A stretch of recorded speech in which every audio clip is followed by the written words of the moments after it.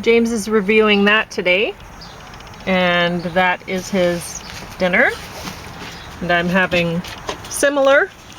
More like breakfast. What time is it? Yeah. 9? And oh my heavens, it's only 7 o'clock, so it's definitely breakfast. Okay. And then I'm having some fat-free milk, like real dairy, in my chai, because my mother thought that it was probably the fat in the milk that I can't have, and so I'm trying that out. Plus somebody had given me a can of it a while ago, and I tried it and I forgot to review it. I don't know that it's really healthy having protein out of a can. I have some theories about it. I might be totally wrong, but anyway, because I've heard about things like canned peas causing cancer. I don't know if it's true, or that it's carcinogenic, whatever. But and canned mushrooms and stuff like that. But when they put junk on the inside of the can. Right? I don't. Well, there's that, but I'm not sure. Anyway, so I wonder about protein and cans, because I don't think I haven't heard of problems with things that aren't protein rich in cans. So anyway, so I wonder about it, but it tastes fine in my chai, and I guess I'm getting some protein. But I have noticed the past few days. Just evaporated skim milk. Yes, the fat-free. But I've noticed I've been depressed the past few days while I've been drinking canned milk in my chai. So I don't think it's just the fat that I can't have in milk. I don't think I should have milk, like dairy. I think it makes me depressed. But it could be the weather. I'm not sure. It's been kind of cloudy. It's been kind of cloudy. So Pauline was figuring she's getting a little bit more like me. I get a little bit more cheerful when the sun is out, and a little bit down, just a little bit when it's not out. So I tend to think, for example, of April as being a fairly cheery month here in Lethbridge, and May being a little less cheery. And May is a pretty cloudy month here in Lethbridge. And April is, I don't think it's nearly as cloudy. It doesn't get as much moisture as May. It's actually quite a nice month to work outside and do physical labor because it's not too hot. And it's, unless you kind of worker that just wants to sit around with your feet up outside or whatever. When you want to do work, then April's a wonderful month. But there's not that much rain. Like, it can get pretty miserable in May sometimes if you're working outdoors here in Lethbridge, because it'll be in the rain. Now, when it gets really miserable, it's like in June when you get the multiple day rainstorms. And you get out there and there's not much you can do. Like, most casuals get sent home, anyway. But I was permanent, and I permanent full time, so I try to find stuff. My foreman would find, oftentimes, if it's really bad, he'd just say, okay, we've got our room kind of like in a shed, a storage shed, and he'd say, arrange the stuff. We didn't get that much of it. Our room wasn't that well arranged, like if we'd been dedicating rainy days to doing that, the storage shed would have been very, very well organized. I can remember one day like that, we were trying to lay shale down on trails, and it worked the first half of the day. But after our second break, actually the first 2/3 of the day, after our second break, we decided to lay some shale down on a path, and it was, I made the call. I just before the second break, I was almost getting stuck on regular shale pathways. So I told my foreman, he gave me the choice. He was a good foreman. He said, it's your choice whether to drive on this shale pathway. It's on incline just off of something called Whoop Up Drive. I said, in all good conscience, I cannot drive that. We're going to get stuck. And so another guy volunteered. He had a Class 1 driver's license. And I only had Class 5, still only have Class 5. But he very bravely volunteered to back this 1-ton dump thing down this pathway. And of course he got stuck right away. We had to get pulled out by a towing company. The truck had to be way up on Whoop Up Drive and pull us in. That must have been exciting. Oh, I'm telling you, like our foreman just said, I can't ask any of you to. I made the decision to do this. I can't ask any of you to be in the vehicle while it's being pulled out. You know, you had to be there to view. And so he did it, and it was funny because he wasn't a superstitious kind of guy, but you could see him. Like there was just this huge incline down, Whoop Up Drive, and then off the pathway, and he was just leaning. It wouldn't have made any difference. You know, the tow truck was kind of pulling it up this way, and it would have been really dangerous. I guess it wouldn't have gone that far. The tow truck, I don't know what would have happened. The truck would have gone this way, off the incline or whatever. But it came out safely. But that's our foreman was serious about getting stuff done, and I respected that. Like he was a good foreman to work for. And the only foreman and supervisor I ever had that was at all competent. He was very competent. He liked working. He knew his stuff, all that sort of stuff. I miss, I kind of miss working for him. It was tough work. Before I joined that crew, I was working with a couple of good guys on that crew plus the foreman. But even with that, they were there. The foreman said it's the second lowest choice for casuals. The lowest was the graveyard. And it wasn't so much the graveyard, there was a horrible foreman there, horrible person. So it was tough work, landscaping. I didn't like driving the trucks. I actually liked the physical labor.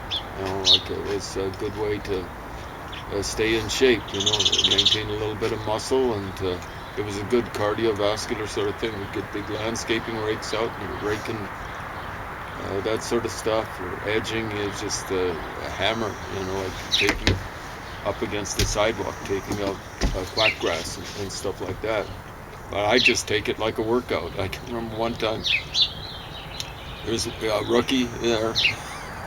I have a couple of rookies. I was hammering away. These rookies were young enough to be my kids. Hammer out the edging stuff. Just wham, wham, wham. Sweating like crazy, but kind of enjoying it. And there was a certain method to do it. You didn't take the tip of the shovel down. It's the shield-shaped shovel. You kind of go in sideways, and you could get that quack grass out. This one wag was going after these poor rookies. This is on 2 separate occasions. This old geezer is going twice as fast, and it was actually more than twice as fast. I actually enjoyed it. These poor rookies are just going on, moping along. One of them was a nice guy. One of them ended up getting fired by the city later on when he got a desk job, things like that. He wanted to operate.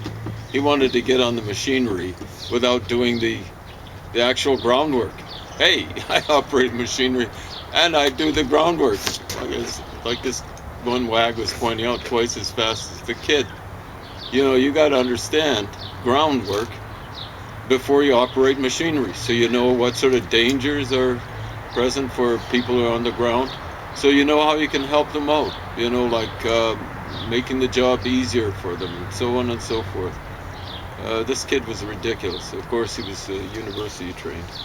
Well, he was going to university at that point in time. I didn't really like having to work with university students, even though they'd be very bright to talk with, because they just didn't have a stake in in the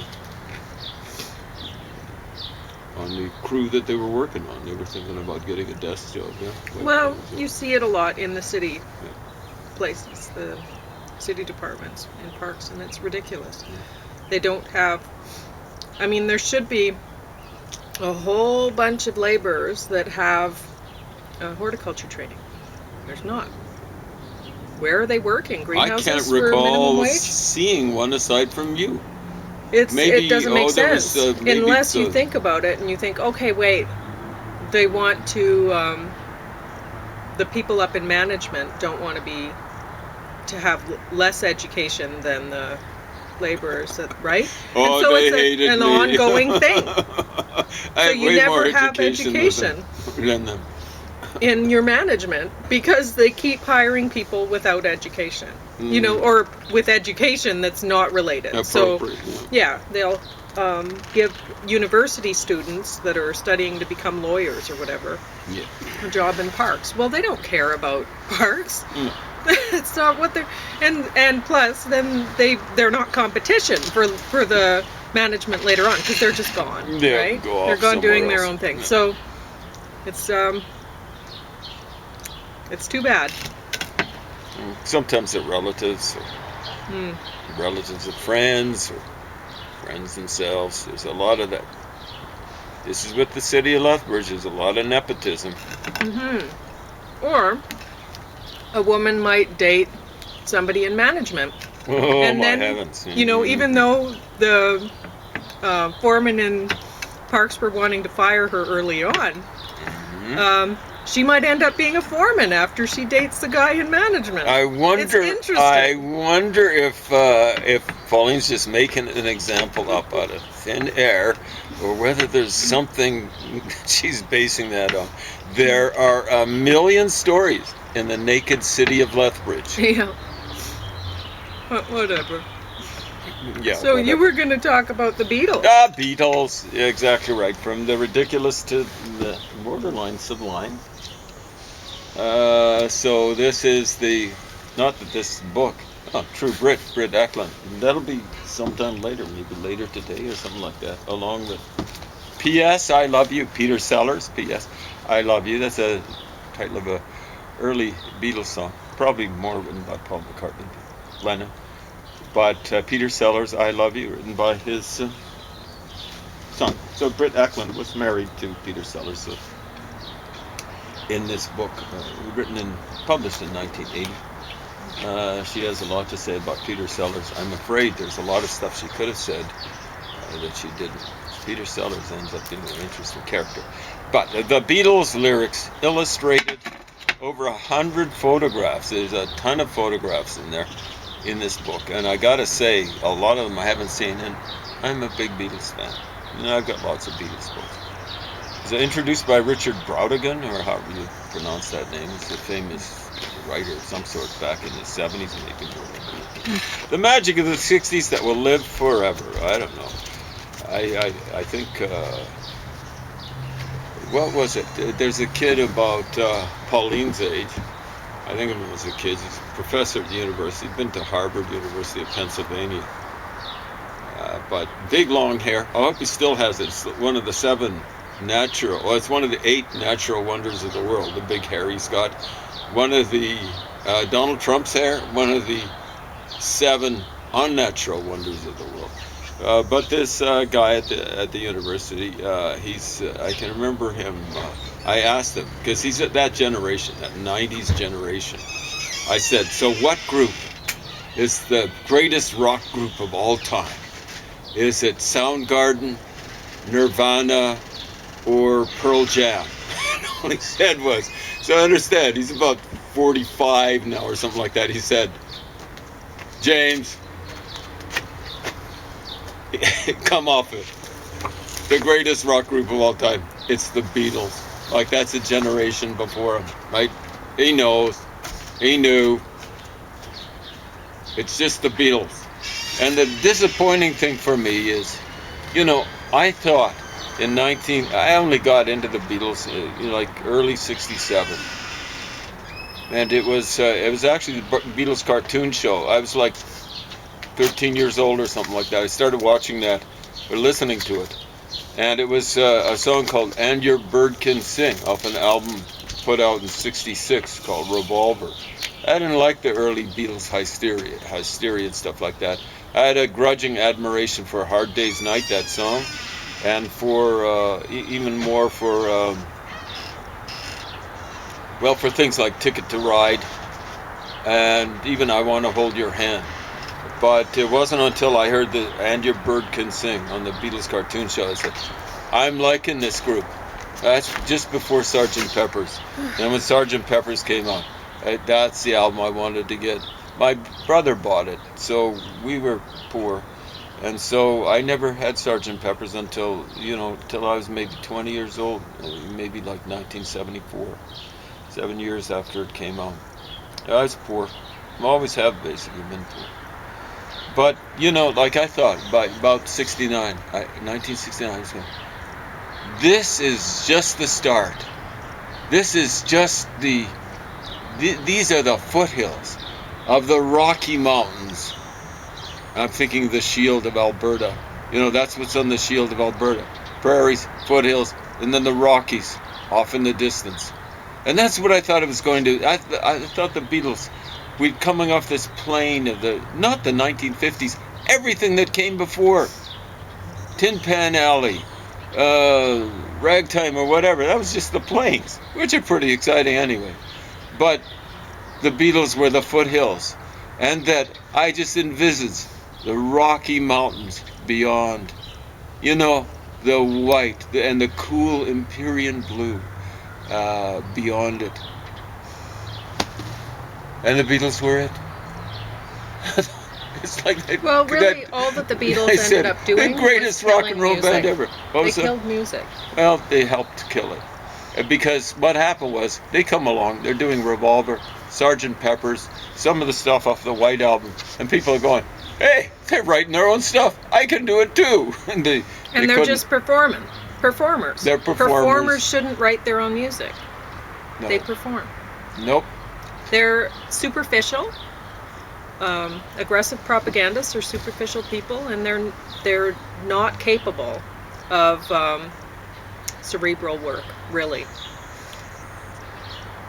Or even like composing music, because we don't tend to think of it as being cerebral. But yeah, they were really bad with lyrics. Well, stuff it's that Lennon unfortunate that people don't think of it as being cerebral, because like I showed that. I'll show it to you again sometime.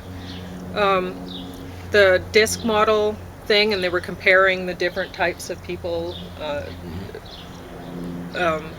with, like, they were looking at different types of psychological organization of personality types and comparing the disc people groups to other psychological groups.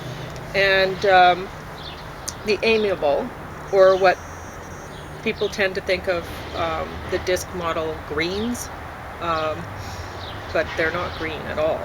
They're anyway, because that's not their personality type. They work together. They're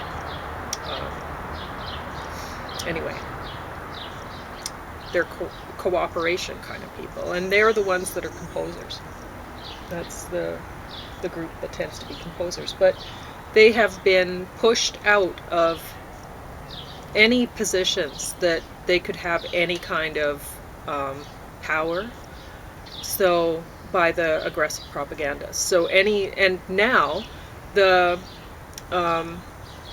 more analytical people are being pushed out of those positions too, because they're outsourcing the cerebral work to computers so that they can take those jobs too. So that's what's happening. Computers are good at kind of things that are cut and dried, but the creativity that's needed for analytical work, like come up with something new, computers aren't going to supply that. So. No. The aggressive propagandists are thought of as being creative. They are not. They're not creative at all. They are self-promoters. Yeah. They're just marketers. propagandize Yeah. themselves more than anything else. They They can be used by aggressive leaders to yeah. propagandize for them, but they're really propagandizing for themselves. Yeah. So they sell them. They sell things, and they sell themselves as being whatever they want you to believe they are. But they are not. They are not Especially composers. creative. They are not No. creative at all. So if you want to continue, if you want to have a society that continues growing and continues being cutting edge, you want to promote passive people, not aggressive. Aggressive people tear societies apart. Passive people build them up. So we're at a point right now where we're about to lose everything in our society. I'm afraid it's all gone. And the next 10 years are going to be pivotal. We've got all sorts of corporatists crawling around, and that includes Nazis, that includes commies, that includes, well, I can't really class anarchists in there, but particularly the aggressive anarchists, the ones that believe in violence. They just play into the hands of the other corporatists because people say, save us from these anarchists.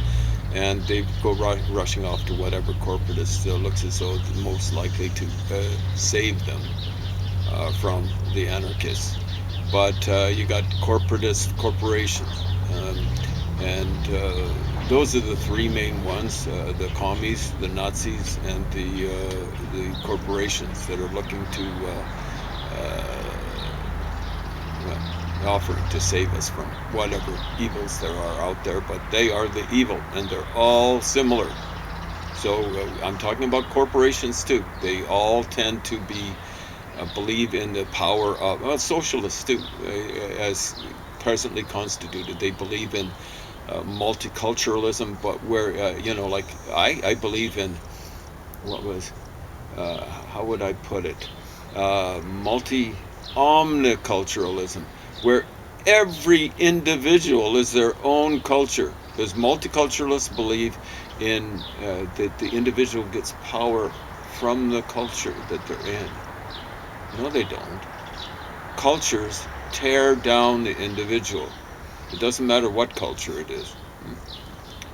So, you wanted to say more, or shall I? Oh, you go ahead. I'm too tired to really. I'm kind of tired too. Like I said to Pauline, I think we're doing a pretty good morning, job. I'm trying to wake up from yesterday morning. Yeah. Yeah. Anyway, the Beatles.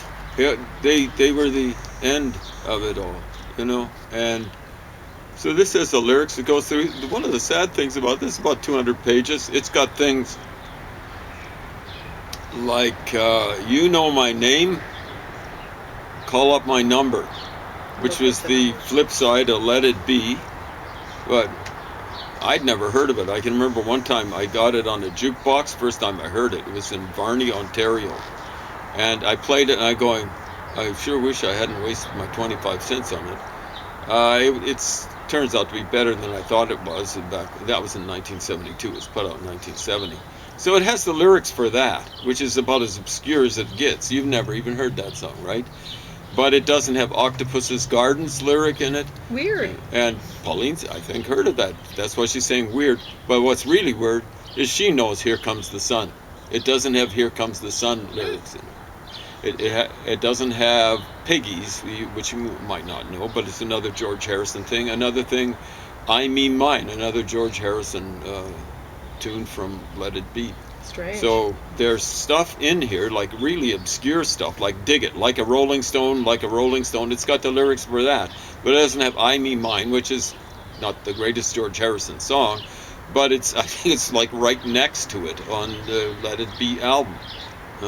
There's stuff left out. I don't know if they republished this. This is the second publication or edition of this. The first was 1969, before the Beatles were split up, and then after they split up, they put another edition in 74. It's not like it was an oversight. 74, the Beatles have been split up for 4 years and stuff like that. They've even got stuff that isn't even Beatles stuff. So Give Peace a Chance. That was put out by John Lennon or the Plastic Ono Band. Yeah, they say Plastic Ono Band. Before the Beatles split up. They've got stuff that the Beatles wrote for other people. Like, they got maybe a dozen or more From a Window, released by Billy J. Kramer and the Dakotas, August 1964. Written by the Beatles, but not even performed by them. But they don't have Here Comes the Sun, Octopus's Garden, I Me Mine. They don't have While My Guitar Gently Weeps. And you've heard that one, right? Yeah, Eric Clapton played on it, but it's it's the Beatles. It was written by George Harrison. So here's another one. I Don't Want to See You Again, released by Peter and Gordon, September 1964. When I say a dozen, you know it's more than a dozen. Eh? Couple of things cool. Done by Cilla Black. It's cool. It's got If You Want It Here by Badfinger. Here it is, come and get it. But it doesn't have these, basically some of them are classic George Harrison things, and it doesn't have the Ringo Starr things. I wonder why they didn't just put out a few more pages. Just a few more. I think they were told, you stick to 200 pages. And make sure you get these Cilla Black hits. You probably never even heard of Cilla Black. PJ Proby, you ever heard of him? They were big in England, and they did some Beatles tunes, Beatles composed tunes. It wasn't just Billy J. Kramer and the Dakotas. I love that name. We had a punk group back in the 60s. We never did anything, but we called ourselves Billy J. Beethoven. So I love that Billy J. It was just Billy J. Beethoven, and I can't remember what it was. The Anda something or other. But yeah, they don't have Don't Pass Me By off the White Album by Ringo Starr. So a couple of tunes by Ringo Starr aren't in here. And I think at least 3 tunes by George Harrison. It's just wrong. But otherwise, it's wonderful. I was looking through it for poetic sort of things. I picked maybe 40 songs by the Beatles that I'd put out in a poetry anthology, just flat on the page, and say, and that's kind of low. You know, that's kind of disappointing. Of course, it took a long time for them to come into their own. You know, like I think they picked up Ringo in '62, late '62, and it wasn't until about December, Christmas of '65, they started putting out stuff like Norwegian Wood, and well, that's poetry. And Girl, that's another song off that album, Rubber Soul. Girl, you just put it flat on the page. Was she told when she was young that pain will lead to pleasure? Did she understand it when they said a man must break his back to earn his day of leisure? Will she still believe it when he's dead? Ah, girl, girl. Awesome song, awesome lyrics, awesome music. I don't know what they're saying. I think it's, I'm not sure. It's like they're just cutting short the big F. I'm not sure what they're doing after it, but that's the kind of thing, you know, like they just chucked a lot of stuff at you. And, you know, like, yeah, the folks that followed them, they thought they could do it. Hey, you know, the punks thought, hey, you know, all you got to do is do downbeats and downstrokes and stuff like that. Hey, you got a woodshed. Paul McCartney's dad was raised his son on music. His dad was into the Tin Pan Alley sort of stuff, jazz, or whatever. John Lennon, hey, you know, like if you want to write lyrics, you better read some books. He'd sit there on a short couch, his feet up on one end of it, and perched up on the other end, and he'd read books, and he'd read books, and he'd read books, and it shows. You know, don't bother people.